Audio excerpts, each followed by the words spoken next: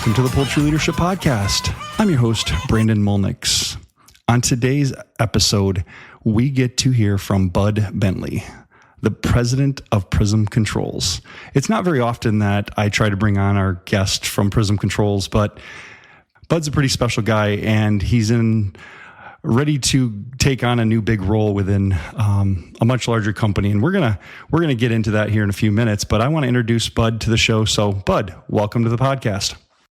Thank you, Brandon. I appreciate you having me. I know you've been asking for a while, and I've been holding you off because, frankly, it terrifies me. I understand completely. It's something that I had to get over myself. And I remember you having a conversation way back when I first started this thing about somebody else inviting you on, and you kind of fidgeting away from that. So I'm glad that you were willing to jump on the show here with me. Now, Budd, can you introduce yourself to the audience? Tell them a little bit about who you are, your family, kind of where you got started.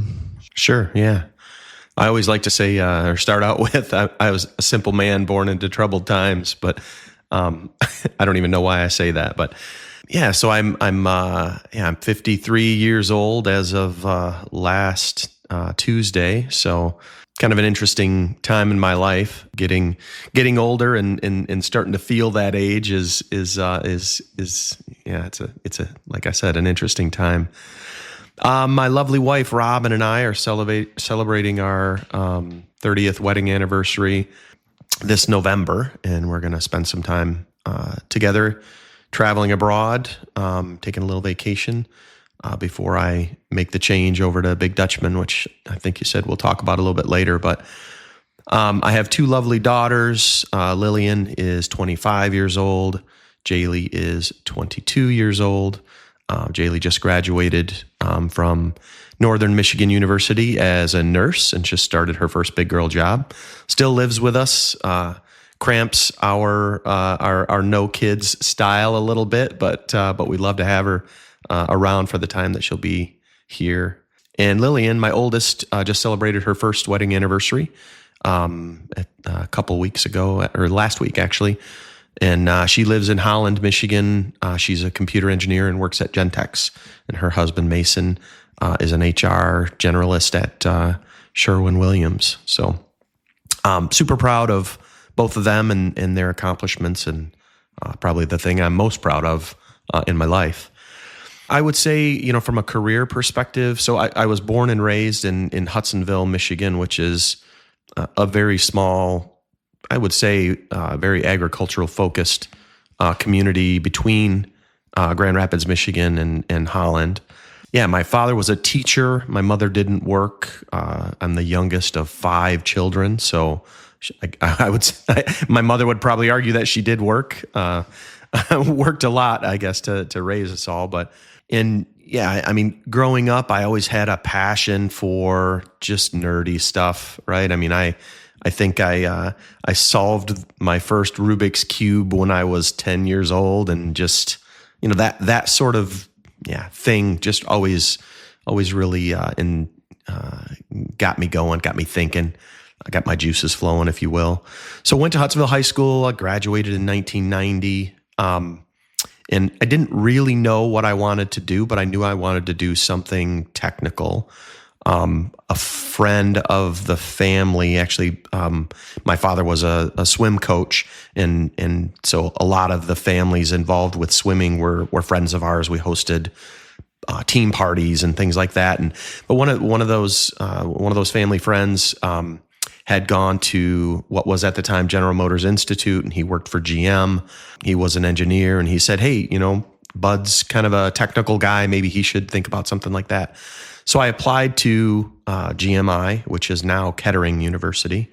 It was the only school I applied to. I didn't really have a plan. I didn't really have a clue, I'll be honest. I didn't really know what I was doing or what my options were, but got accepted into there, started there, and I think my mind was blown on day one of my very first physics class, when they basically covered everything I had learned in high school physics in the first half hour. And I was like, ooh, wow, this might be some work. Graduated with my bachelor's in mechanical engineering and kind of started on the hunt for my first job. started off my career at a company called Prince Corporation. Prince was founded by Ed Prince in Holland, Michigan, and they had their claim to fame, or what caused their success in the automotive industry, was they invented the lit vanity visor. So when you flip down the visor in your car and you open up the mirror and the light comes on, that was invented in Holland, Michigan by Ed Prince, and that's what started a company. By the time I started, Prince was, I think, 1,000 people, so fairly big. By the time it was purchased by Johnson Controls, I think it was like 3,000 people. So it was a very successful company, and I think one of the things that Prince did really, really well was develop their people and really believe in their people. And they just did a fantastic job of developing people into leaders. And they really, really cared about it. And I'll touch on that a little bit later when I talk about the latter years of my career, which I guess I'm in now. One of the things that Prince did is everyone started out on the manufacturing line. It didn't matter what role you were hiring in as, whether you were going to be the CFO or a project manager or whatever you were going to be, you started out working on the assembly line. So everyone had a really well-grounded view of what makes money in the company, right? What makes money is when we send product out the door. So there was no ivory tower or cushy day job type of a mentality. Everyone knew what the goal was. And I think that was really super important in my, what I'll call my formative years of my career. So I held a lot of different positions at Prince, starting out in engineering, moving through finance and manufacturing and continuous improvement and quality and just a lot of different roles. Eventually had the opportunity to move to Germany. Prince had operations in Germany. Actually, at that time, Prince was purchased in 1997, 98 timeframe by Johnson Controls, which is a big, obviously a huge multinational conglomerate type of a company. But they had a strong presence in the automotive industry. It's purchased Prince, and I had the opportunity in 1999 to go live in Germany and work under the Johnson Controls flag in their headquarters, which was just outside of Cologne, Germany. So lived there for 3 years. In fact, my oldest daughter Lillian was born and was 8 weeks old when we moved to Germany officially. So that was a great experience. I look back very fondly on that. I would absolutely do that again. It's just it's a unique thing to get out of bed and learn every single day because you don't have a choice because everything is so different. And that's a really unique experience. So then when I came back, I always liken being an expat to sort of like you're on a train. Your career is a train, right? And you're on the train and all your colleagues and your friends are on the train with you. And you take an expat assignment and you basically get off the train. Train keeps going, keeps moving on. Yeah, right. So 3 years later down the road, when they're trying to repatriate you, you get back on the train sort of further back than you were before. Because I don't really think companies do a great job of going, hey, we've invested a lot of time and a lot of experience in this person. How are we going to utilize that? It's generally an afterthought. So that was kind of what it was for me. And the only really opportunity they had, or the idea that they had, was they put me in a leadership development program, which was rotational. So I started to rotate around to different departments within the organization, like every 6 months. It was a very rapid sort of a rotation. And with that came there was a peer group, and we did a lot of leadership training and different types of development activities. It was a really great experience. And coming out of that, I landed in a department that was called BBP, or Better Business Practices. It was basically very focused on continuous improvement.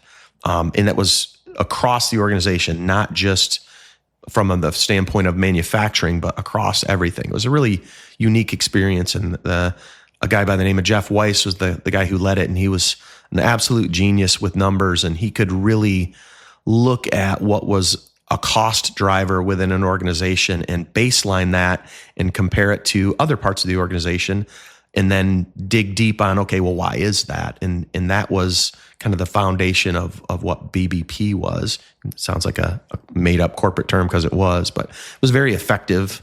And then in 2005, I made the very difficult decision to leave Johnson Controls. I had an opportunity, or I guess I would say helped to create an opportunity with two colleagues of mine, Corbin Collet and Garrick Pohl. And we had the idea that people were going to use their cell phones for more than just talking and texting. So we started a small company called Crayon Interface. And the concept behind that name was we wanted our applications to be as simple to use as a crayon is to a child. Basically, there's no instruction manual with a box of crayons. You give it to a kid and they know exactly what to do with it.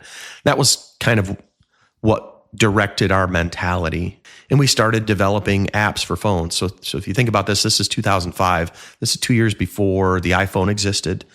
The term app didn't even exist. So I mean, we were crazy for thinking we could do it, but we saw it. We always joke now when we get together around Christmas for beers, and I always say you can tell the pioneers, they're the ones that have the arrows in their back, which is a lot what that felt like when we were trying to develop our business. But we did that for 5 years, and we had a lot of success. We had some commercial success with companies like Ingersoll Rand and AutoPage were just a couple of names of companies that we developed apps for. But our model was, what we were trying to achieve was a recurring revenue model based on a software license, which at the time was somewhat novel. And eventually we got to a point in sort of the 2009, 2010 timeframe where we were looking for our second round of funding. What would have been our second round of funding was not a great time to be looking for money. As everybody who lived through it can recall. So we ended up having to break the company up into a couple different pieces and sell it off. So I had to go find a day job after kind of living my dream for 5 years. So that was a tough spot, but honestly, I had a lot of relationships. Obviously, at Johnson Controls, I went back and I did some contract engineering work for them, and I hadn't done engineering work in a really long time. It was a challenge. I'm not going to lie. Did that for about a year, and then I landed a job at a company called Primera Plastics in Zealand, and I kind of led their engineering, quality, and project management departments. Only spent a year there, and then ended up going back to Johnson Controls and landed in the what was at the time the Daimler business unit. So Mercedes-Benz was the customer. And then from there, I just sort of, developed increasingly more responsibility within the business unit till ultimately around the 2018 timeframe, I was promoted to the managing director of all of the international business units. So all of the customers like BMW, Volkswagen, Volvo, Daimler, those were all my customers. And my team was responsible for not just selling, but also launching the product and putting it at, our various, I think we had, 20 so manufacturing plants in North America to support that business. So in 2019, at this time, back in the 2015 timeframe, Johnson Controls sort of merged with Yunfeng Automotive, which was a Chinese company, very big company. And it was sort of like a I don't remember the exact split, but 51-49 type of a deal. And by the time 2018, 2019 rolled around, the honeymoon was kind of over with that merger in terms of really adopting more of Yunfeng's culture versus Johnson Controls culture.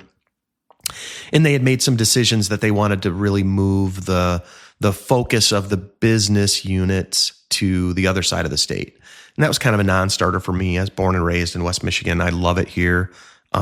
There's a reason people live in West Michigan because it's awesome. So I had put my name in the hat with a recruiter, and I must have painted the most ridiculous needle in a haystack picture for him in the world. I met with him summer of 2019, and I basically kind of said, well, I want to, technology is my thing. I really want to be in a company that's technology. I really want to get back to the feel of a family, privately held company like Prince was, that cares about people.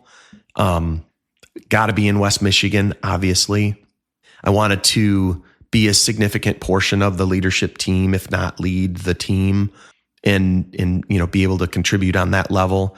And if I can utilize my German language and cultural skills, that would be just sort of icing on the cake. So I did not hear from him for months. And I thought, okay, well, I'll just keep doing what I'm doing and we'll see. He called me on the Tuesday before Thanksgiving in 2019, and he literally started the conversation by saying, "Hey, how do you feel about chickens and eggs?" Which was an interesting lead in, I guess, but looking back at it now, certainly was appropriate. So I was taken aback a little bit, and I'm like, "Well, yeah, I like chicken, I like eggs. What do you got for me?" And he started to explain the position, which was, of course, at the time PMSI. And kind of what that looked like. And they were on a pretty quick time frame because Craig England, who's my predecessor, was sort of on a ticking clock for when he needed to be on the other side of the state to support his family. So interviews happened very quickly. I interviewed with Clovis. I interviewed with a handful of folks in Germany, interviewed with Craig and Doug, and basically by the second week in December, got an offer. At that same time, to complicate matters, my supervisor, my boss at Yanfeng, had announced that he was leaving the Wednesday before Thanksgiving. And I was at least intended to be, based on his thoughts, his successor. So that was another sort of factor in the decision. But honestly, I didn't want to move to the other side of the state, and I was willing to take the risk to stay here. So I did. On January 15th, Craig England walked out the door at PMSI, and on January 16th of 2020, I walked in the door at PMSI. So not a lot of overlap there, which there's some lessons learned that we can certainly talk about later. But fast forward 5.5 years, and here I am in a brand new industry, in a brand new world, and it was the best career decision I ever made. I love it. So, well, it's interesting because your timeline and my timeline match up pretty darn well, because on November, I started the application process in October, and by middle of November, they brought me on here at that time PMSI as well, and saying, "Hey, we're going to give you a chance as project manager, new to the company, new to the industry." And didn't even know that there was a leadership transition ready to happen as well here in just a few months. But it was interesting because we got to kind of start together. I always say I have more seniority than you, but yeah, 3 whole months. 3 whole months. So, Bud, the cat's out of the bag. You're getting ready to head off to Big Dutchman. But let's look back at your last 5 years. I mean, there's been quite a bit of change at PMSI, now Prism Controls, over that time. What was one of your biggest accomplishments in that time? Yeah, that's kind of a tough one, I guess, to put my finger on, because I don't view it as a me accomplishment. I know that probably sounds trite. Everybody would say that. But honestly, when I walked in the door here, this wasn't a sinking ship, right? PMSI was a very successful company, a great legacy to Stephen Herbrook, and just a great, solid team. I guess if I had to say what was the greatest accomplishment that we had over the last 5 years, it would be just in putting a little bit of a box around what we do, and I'll say growing up a little bit as a company. When we were a 10-person organization, that's a different behavior, a different mindset than when you get to a 20-person organization. And now as a 44-person organization, there's even more that's just required to make that really run well. And that transition is hard. A lot of companies, most companies, don't succeed in making that transition. Now, the fact that we sort of made that transition as a almost 40-year-old company is very unique, I would say.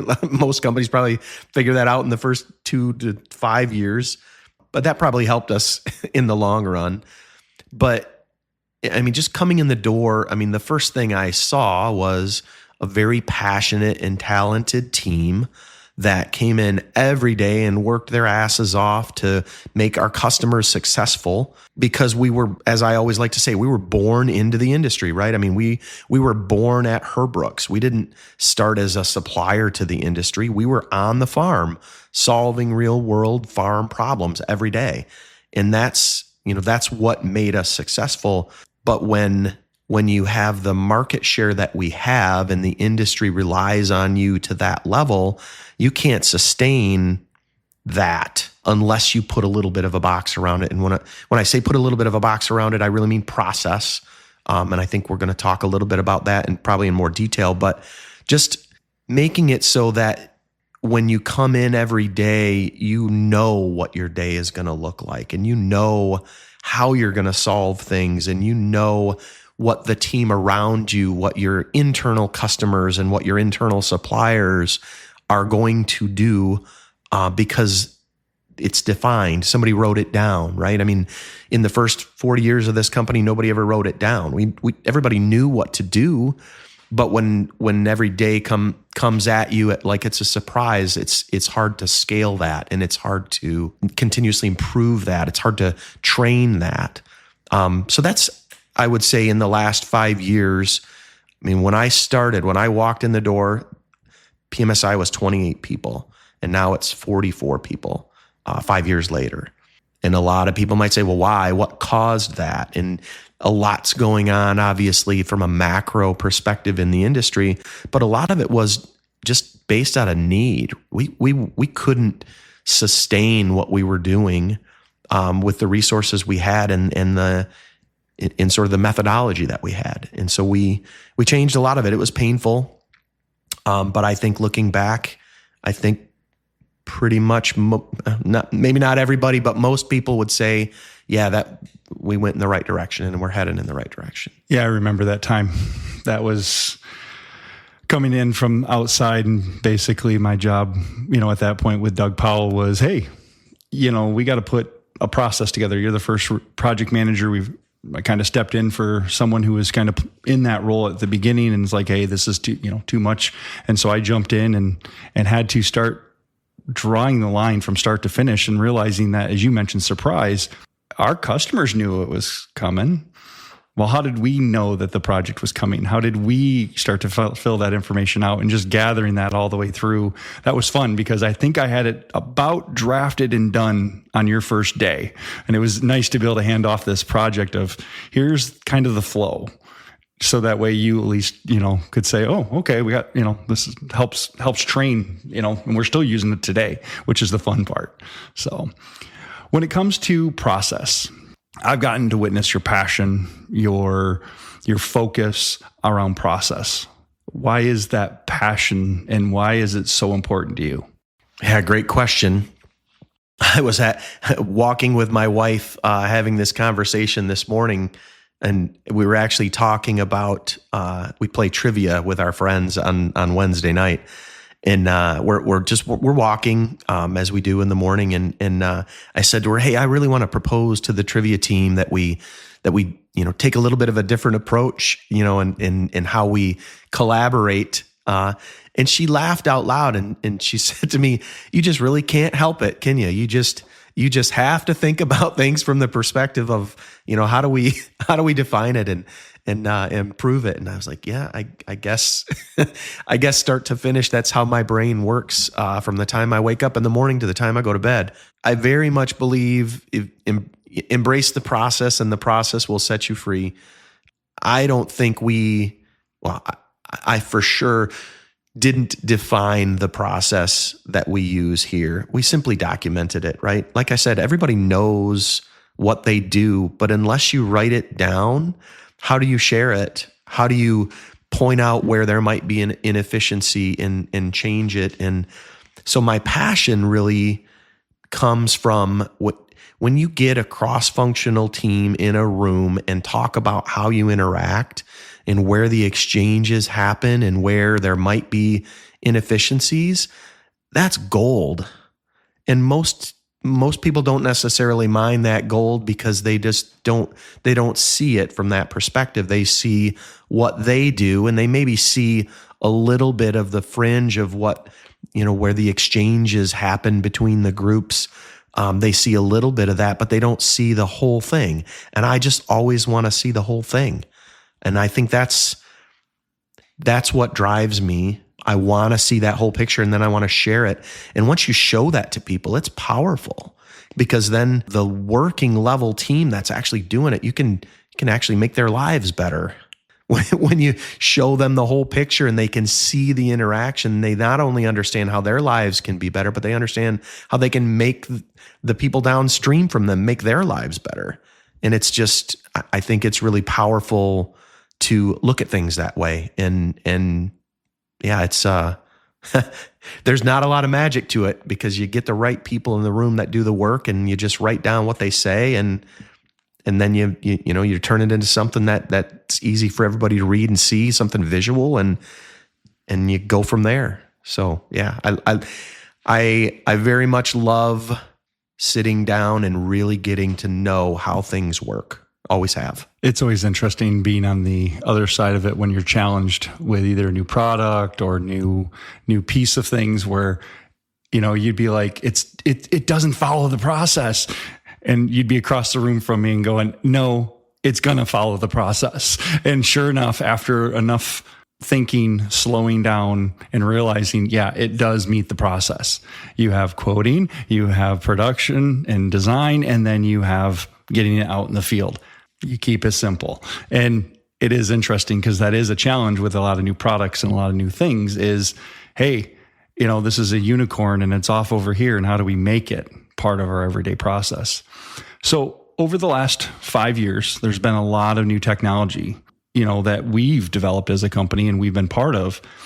When it comes to new technology, when it comes to new products, how is that influential to your helping us as a company grow over the last 5 years? Yeah, so PMSI, or Prism Controls, has always been, really two things, right? We are a technology company, right? And technology companies have to develop new technologies or someone else will. Combined with that, though, we're a service company, right? We serve the industry. We served essentially as the IT team or the technology team for Herbrooks, and we expanded that to the entire layer industry, really, in our country and even abroad in a lot of cases. So combining those two things, technology and service, it is hard to do. If you think about, what do most companies do with their IT team? They stash it under finance or under human resources, because nobody knows what to do with it. And we're basically that. We've built a company being that.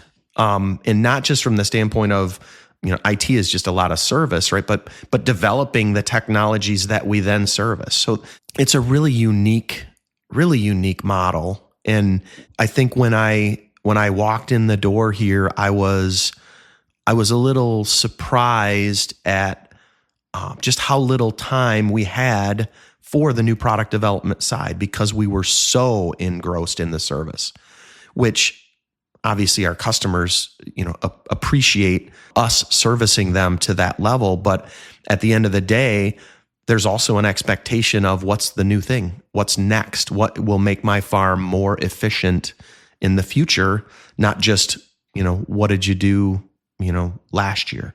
So part of what we did is really make a conscious effort to separate what I now call sort of the operational side of the business, right? Servicing customers, building panels, doing, our serving our current product line, our current solutions, and then the new product development part of it.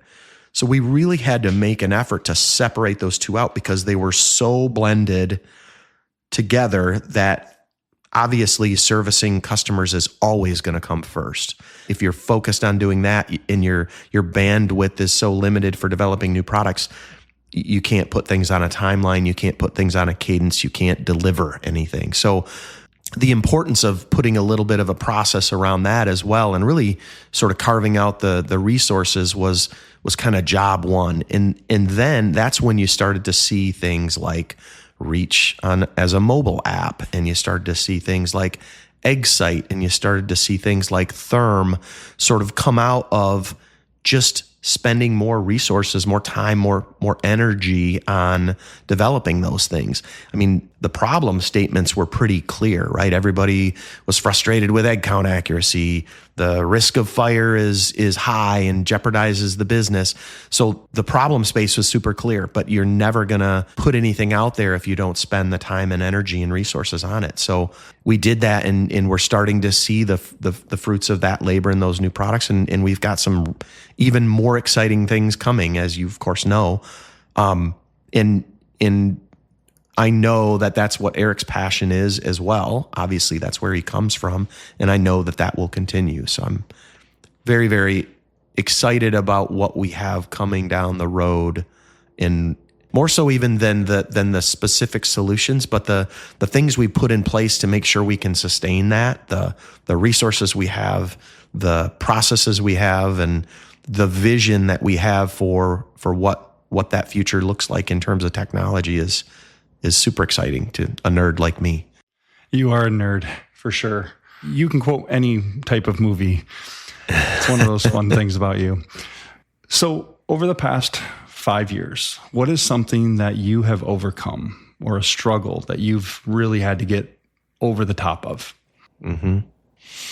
Oh, you want the whole list or just the top 10?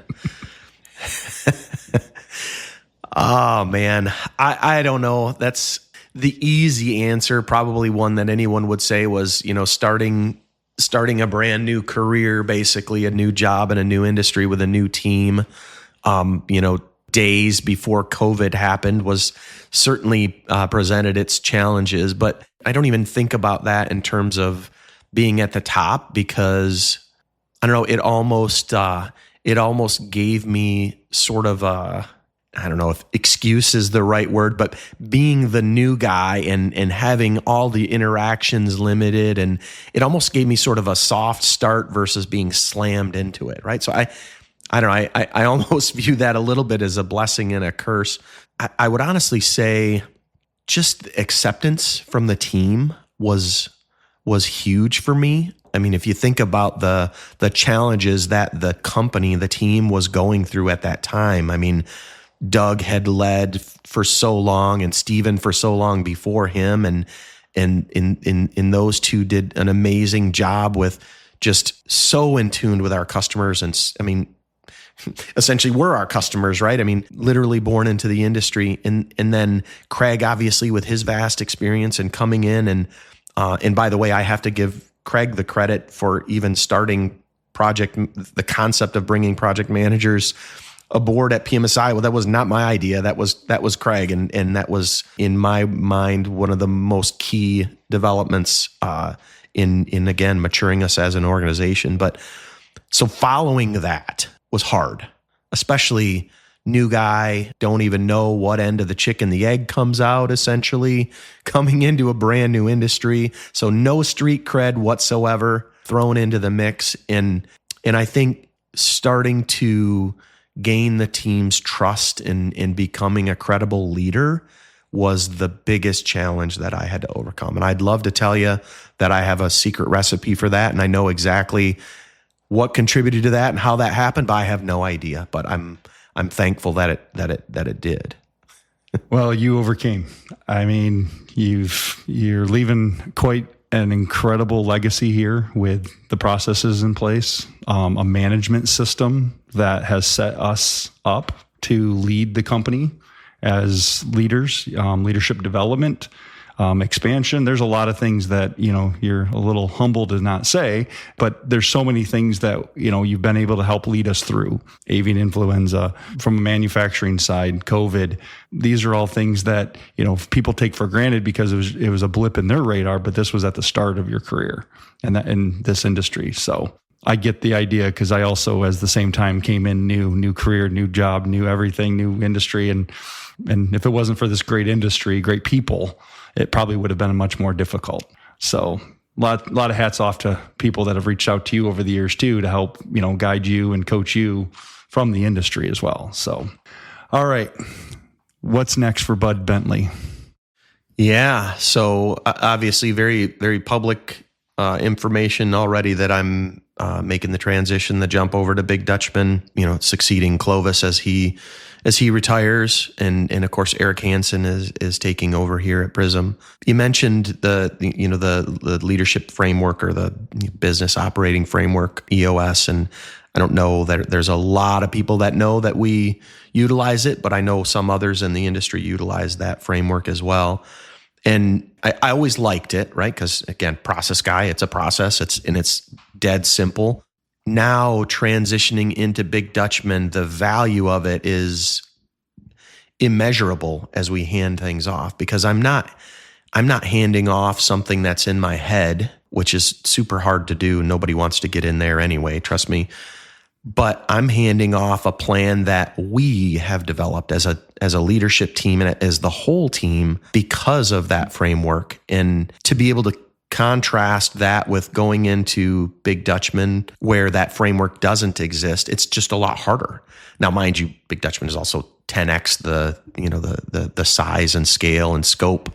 So there's a lot involved in that as well. But I think that the handoff to Eric is way easier than I ever imagined it would be because of that framework being in place. But yeah, so stepping in the door at Big Dutchman, honestly, I see, I've been saying that, and this week's been a daunting week, but I've been saying that I get more and more excited about it every day. And that excitement probably stems from the fact that I kind of see the same thing that I saw when I walked in the door here at Prism Controls, is a super passionate, intelligent team that works their asses off every day to make our customers successful, and just the challenges of not having that process in place.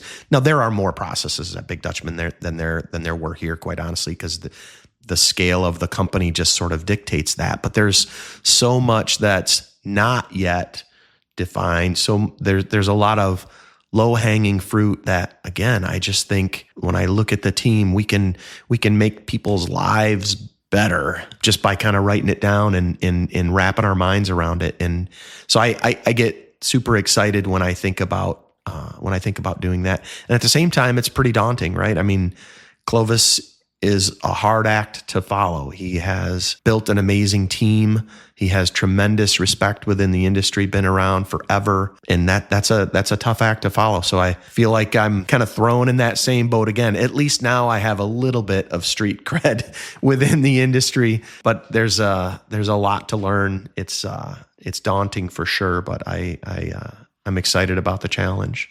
Well, they have a great team. They're growing. If you bring even 1% of the changes that you brought here, at a scale of that company, it's going to make some, huge improvements. And, the EOS system has, from being on the leadership team, I love structure in that way, to have a meeting that I know I'm going to go into, and I know that it's going to follow an agenda, and we're not just going to be talking about just anything, because what a waste of time. I've been in those meetings throughout my career in different places where you go in the meeting, there's no agenda, there's nothing. And you're just absolutely like, what did we accomplish here? No one leaves the room with a to-do list. Everybody is like, this is what we talked about. And they leave the room and they don't even know what they agreed on to because of that. And I think those simple things with the EOS and the power of that through developing it here at this scale and being able to take that same philosophy that applies to a farm, because I've talked with a number of farmers that implement that EOS system and how they have the L10s, and then they have it down to the different departments and divisions, and how that just aligns the company. The simple things of values. So we're all saying the same thing. We come to work every day and we know these are the core values. And then measuring people by those core values is so huge. And I love our core values. We always give Doug the credit for Shiva Getter, and people like, what the heck is that? But we know here what it means when you're walking through a room and you see a piece of trash on the floor and you pick it up and you put it away because you give a shit about this industry and about the company, and it matters. That's the people that I want to work with. That's the people that we've hired. And there's people that, probably over the time don't feel they live up to the values and they go away from the company. And so those key factors that, that EOS has kind of helped us mature in, you didn't have experience in it. I didn't have experience in it. Our team didn't. I think we went from like 8, 9 people in a meeting down to 4, which was huge. Just because it was able to really focus on what the company needed to do, because there's so many distractions, and you're going to have even way more distractions over there than you had here. And, from a guy who would, more than once, hey, Bud, let somebody else do that task so you can focus on something bigger, such as maybe taking out the trash, doing the simple things, because no job has been above you at all. Like you're not above any job. You literally will do anything, do the dishes, take care of the trash. Like I said, you've been out on the shop floor, you've been in farms. So that's one of the things that's nice that you get to continue to take up, but you've got that many more people to do some of those things that you need to focus on the big stuff, which is what you're really, really good at. So as we get ready to wrap up here, Bud, you came into the industry. You were new. You're fresh and new into the industry. You're getting ready to go into the next level of the industry. What advice do you have for somebody that's just getting started in this industry? Oh, I don't know that I'm great at giving advice. I'm maybe great at just talking. So I'll just talk and we'll see whether that turns into anything useful. I always like to say, and I don't say it because I think it has any benefit other than I really think it's true. Farmers are the best customers. They really are. Coming from the automotive industry where everything is so, I'll use the word adversarial, not just the supplier-customer relationship, but even within the different OEMs, they all have their own sort of culture, and there's just such a different feel when you walk into a farm and you're sitting across the table from someone, or you're out in the barn talking about real problems. It's just so refreshing not to have to spend mental energy thinking about, gosh, what do they really mean? Or what are they really thinking? Because they just tell you. Whether it's good or bad, it's all great, because not having to spend mental energy on that means you can actually spend mental energy on solving a problem or making something better, making people's lives better. I think that maybe the advice there is just be present in those moments when you're talking, not just to your customers, but to anybody in the industry or on the farm, because you're hearing the real thing. You don't have to think about what does it mean or what are they trying to communicate, because generally I think they're just communicating it. So don't miss it, listen to it, and then act on it, right? Farmers are based on action. Farmers are the original innovators. So we got to do things, and being able to focus your mental energy on, okay, I heard what they said, let's go solve it, is just, it's unique. I will say it's unique in this industry.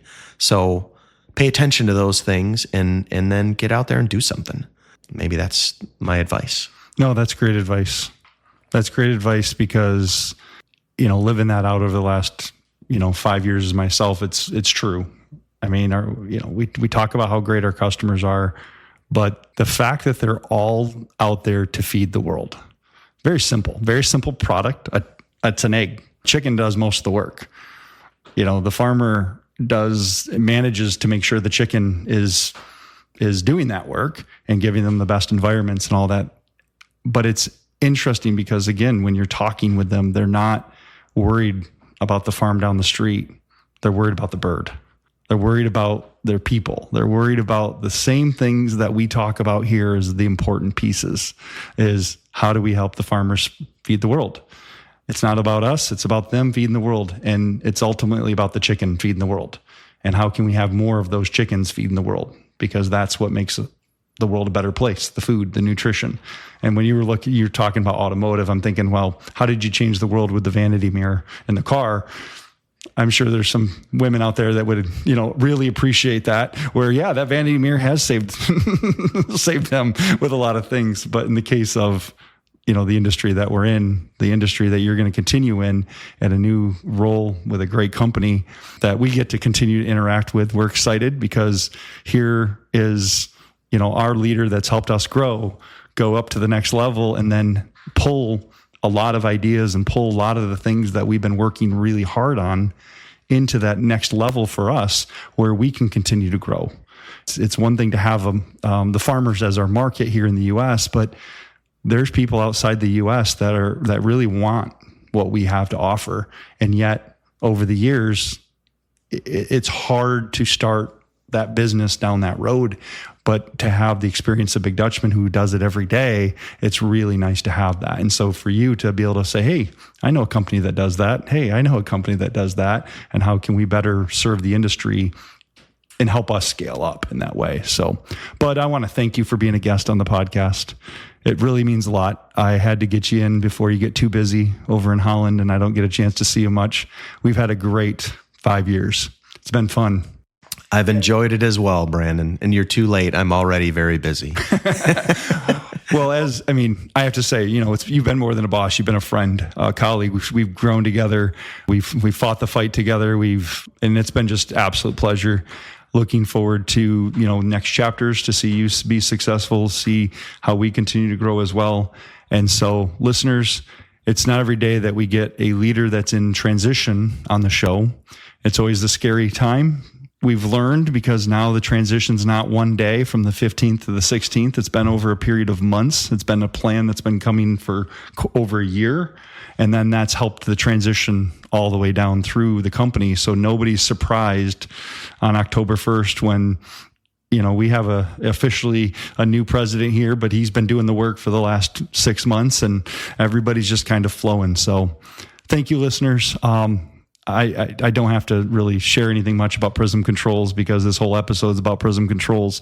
But again, this episode wouldn't be possible without Prism Controls and the fact that they believe in bringing you, the industry, knowledge that is more than just about technology, but about leadership, about some of the things that we've been learning and sharing it. It's knowledge is not about keeping it for yourself. Knowledge is about sharing it with the industry. So thank you, Prism Controls, for doing that.